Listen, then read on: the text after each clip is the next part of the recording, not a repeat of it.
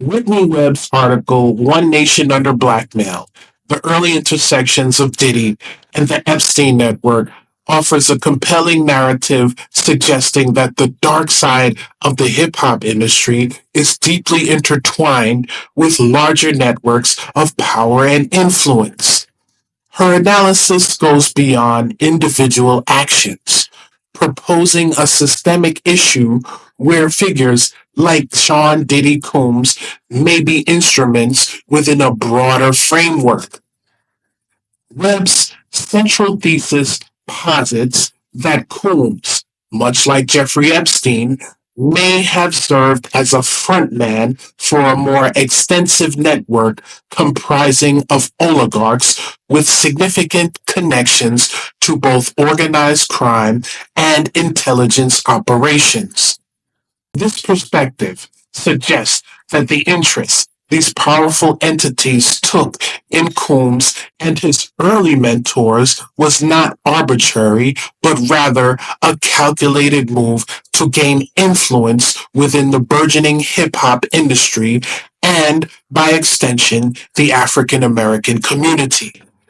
The implication here is that Coombs' rise to prominence was potentially facilitated and guided by these external forces for their own strategic purposes. The article delves into Coombs's formative years, highlighting his father's alleged associations with heroin kingpin Frank Lucas and the notorious Gambino crime family. This background, according to Webb, could have exposed Coombs to a world where illicit activities and powerful networks intersected. Additionally, the mention of a sex abuse scandal at Mount St. Michael Academy during Coombs's attendance raises questions about potential early exposure to environments where exploitation occurred. Webb suggests that these early influences and connections may have laid the groundwork for his later navigation within the complex and potentially exploitative landscape of the music industry. Webb meticulously examined Combs's initial foray into the music industry through Uptown Records and his pivotal relationship with Andre Harrell. Crucially, she points out Uptown's distribution agreement with MCA, Music Corporation of America, and elaborates on MCA's alleged deep-seated connections to organized crime, specifically the Gambino and Genovese crime families, along with its significant political influence. This connection is significant as it suggests that Coombs's early success was facilitated by a company with alleged ties to criminal elements. Furthermore, Webb notes allegations of Coombs's early sex crimes coinciding with events hosted or associated with MCA, hinting at a potentially permissive and enabling environment within these circles. The analysis extends to Clive Davis, Combs' second key mentor and the influential founder of Arista Records. Webb highlights Davis's own history marred by scandals, most notably the Dragola scandal at CBS Records, which involves serious allegations of bribing radio stations with money, drugs, and sex to promote records. She also points to alleged connections between Davis and the Genovese crime family, further solidifying the theme of potential organized crime within Coombs's immediate circle of mentors. Webb draws a parallel between the network surrounding Davis and the infamous Jeffrey Epstein, emphasizing their shared links to figures associated with both intelligence agencies and organized crime, suggesting a pattern of powerful individuals operating within these interconnected realms. Webb incorporates allegations from various sources, including Suge Knight and Combs' former bodyguard Gene Deal, which suggests a disturbing pattern of behavior involving the use of drugs and alcohol to potentially compromise and control individuals within the industry.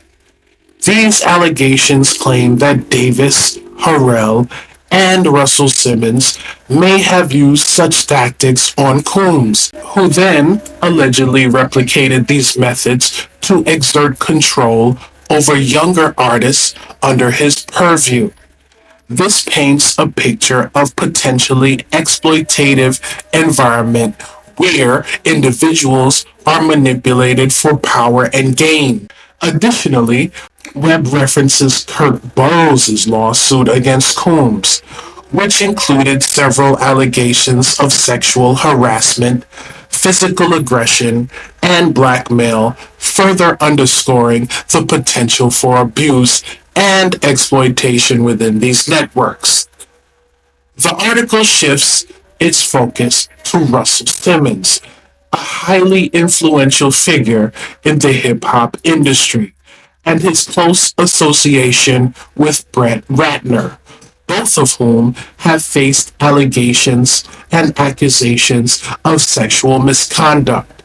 Webb meticulously details Ratner's close and enduring ties to Alvin Malnick, a figure described as the heir apparent to the legendary mob boss Meyer Lansky, and someone who allegedly invented the black art of money laundering for the mafia. This connection is particularly significant as it directly links a prominent figure in Combs' broader network to the highest echelon of organized crime. In a thought-provoking concluding section, Webb explores the disturbing possibility of deliberate conspiracy within the music industry to promote criminal behavior and themes in hip hop lyrics, and with the alleged aim of benefiting the burgeoning private prison industry. She cites an anonymous industry insider's account.